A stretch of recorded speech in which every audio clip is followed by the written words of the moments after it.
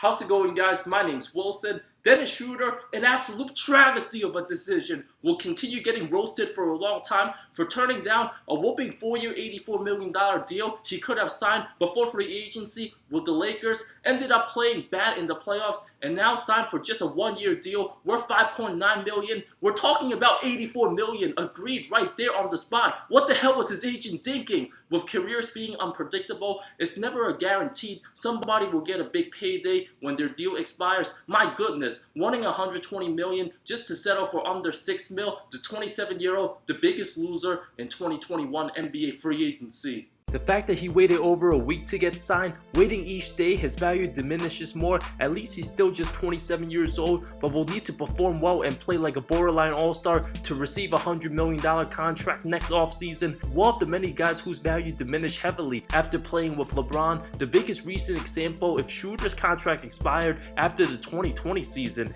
being 6-man runner-up with OKC, averaging 19 a game for a playoff team, he would have certainly gotten around $100 million, but 1 year playing with LeBron didn't turn out too well for Schroder. His value plummeted after he rejected the deal. Many of us would have probably guessed he'd get a 2-year worth 30 mil, maybe even 40 to be reasonable, but just 1 year under 6 million? You gotta be kidding me. The fact that Evan Fournier got 4 years 78, Duncan Robinson got 90 mil, even Daniel Tice 4 years 36, and Zach Collins of all people. I mean, Zach Collins will make more than Dennis Schroder. 2022, the biggest absolute travesty of them all. Somebody who played a combined 11 games the last 2 seasons will get paid more money than Schroder next season. That's a big fat L right there.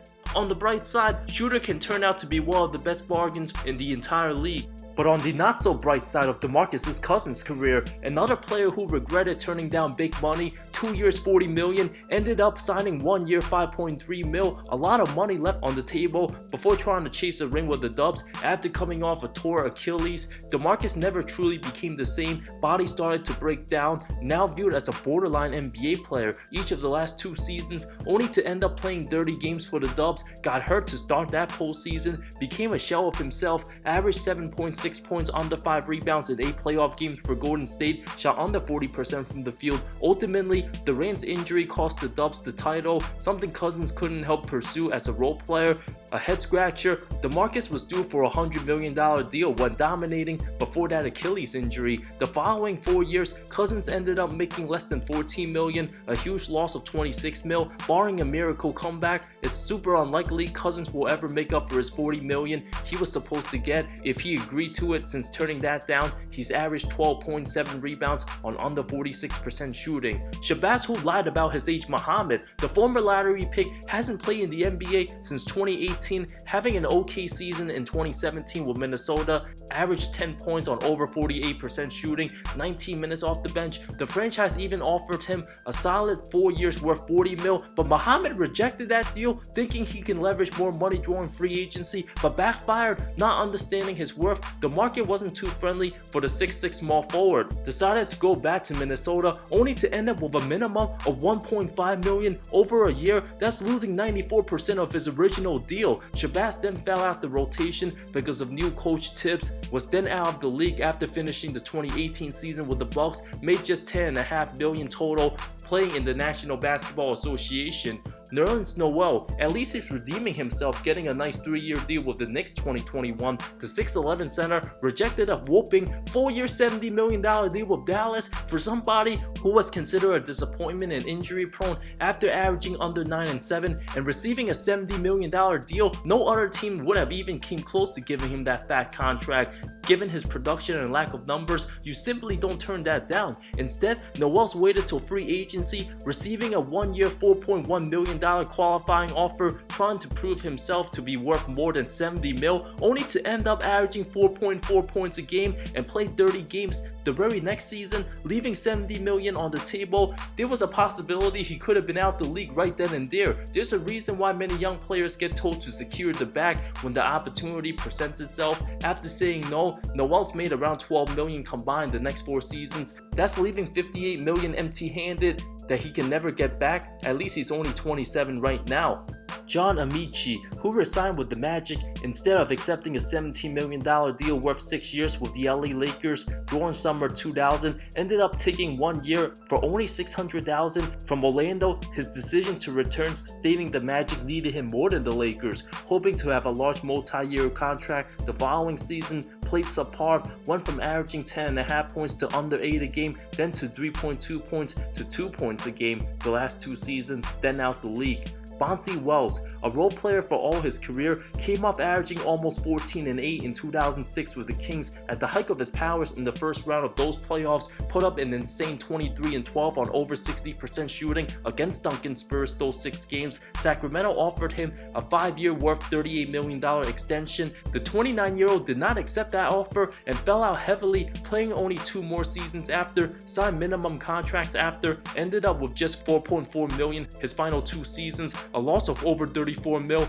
Wells later opened up about his situation and said former agent William Phillips turned down that money. An absolute travesty of a decision. Sacramento would then sign John Salmons. Bonzi fired Phillips after. What a shitty agent he was. Motiejunas from Lithuania, who lost over $30 million by signing with the Pelicans for 1 year $15 million in 2017, a player many of you totally forgotten about, played 6 seasons in the NBA, originally signed a 4-year offer sheet worth $37 million with the Nets, which the Rockets matched, but Houston took some incentives and wanted to pay him 4 years $31 instead. The $6 million difference didn't sit well with the power forward, who then decided to miss his physical with the team. All that drama unfolding, his agent BJ Armstrong, who also represents many other NBA players, screwed up on that one. Houston then renounced Demo, making him an unrestricted free agent, only to sign a 1-year deal, the money 30 times less, just to average 4.4 points the following season for New Orleans in just 34 games. He could have been getting that Cristiano Felicio money,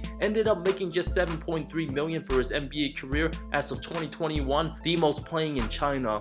Joe Smith, the former #1 pick in the '95 draft, nothing more than a role player, turned down an $80 million deal for 6 years from the Warriors. That was after his second season, after averaging over 18 and 8. Unfortunately, that was his best statistical season. The franchise so angry, traded him at the deadline to the 76ers, then during the lockout. Smith shockingly signed for a minimum worth $1.75 million with the Timberwolves. Extreme red flags, confusing everybody. Why would a 24-year-old once turn down so much money to make so little with another team? Turns out there was an under-the-table agreement with the organization for Smith to sign 3 separate 1-year deals while getting paid under the table, but the Stinky Wolves franchise wasn't slick enough. Since David Stern caught them red-handed, Minnesota originally planned to retain his bird rights, then offer him a deal worth $86 million. After those 1-year deals turned down, Smith would not only miss out on the original $80 million deal offered by Golden State, but also a future $86 million deal, taking a double L. The Wolves were punished, cost them draft picks, and hurt the franchise in the long run. Smith then released by the team and wound up being a journeyman, played for a whopping 12 total teams for his career, only ended up making $61 million over 16 seasons. Latrell Sprewell, who ended up being one of the key role players in Minnesota's 1-year success, Garnett's MVP season, helped the team reach the conference finals. A year later, the Wolves missed the playoffs, and Sprewell clearly declining, averaged under 13 points, the lowest of his career, on 41% shooting. As a 34-year-old, father time kicking in. The franchise, however, kind enough to reward him with a 3-year contract worth $21 million. That was a lot of money back then, especially for an aging guard. Sprewell shockingly rejected that offer and thought he'd get a better contract with other teams, but because of his ego, seeing no other teams offered him more than $1 million a year, all of a sudden decided to call it quits. A frustrating way to retire, feeling disrespected when he could have just received the $21 million extra, lashed out responding, "I have a family to feed," too prideful and thinking he was worth way more than what the teams were willing to give him. Sadly, Sprewell's family sued him just 2 years later, lost his yacht, owed millions of dollars in taxes, lost his house, and basically went broke. For a guy who made over $97 million for his career to going broke in 2 years after retirement, the moral of the story, Anybody who gets a chance to get offered $21 million for 3 years in any job, that's always something to embrace and cherish, appreciate, and don't take it for granted, since the money might be needed down the road. Victor Oladipo, who rejected a well-paying contract twice in 2020, the 6'4" guard took a backseat in Indy after coming back from injury. The team was doing well without him, even offered him close to $112 million over 4 years.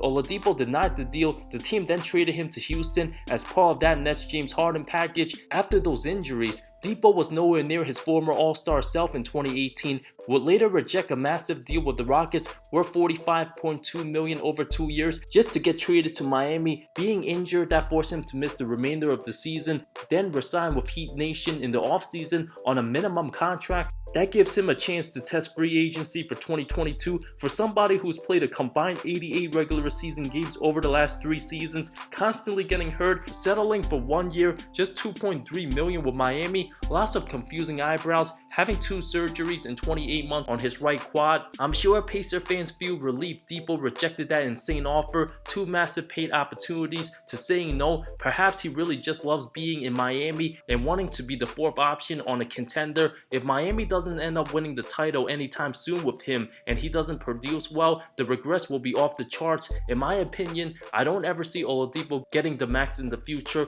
given his health status, nowhere close to the player he was in 2018. The real question becomes, can he really make Miami that much better? Because I personally don't see them beating a healthy Milwaukee or Brooklyn team. Thank you so much for watching this video. What was the biggest regrettable turned down offer in your opinion on this list from this video? Let me know in the comments below. I talk NBA comparisons, amazing storylines, NBA history, anything basketball that will interest you. So if you love the NBA, hit the subscribe button. Once again, thank you so much for your support. I love all of you. See you next time.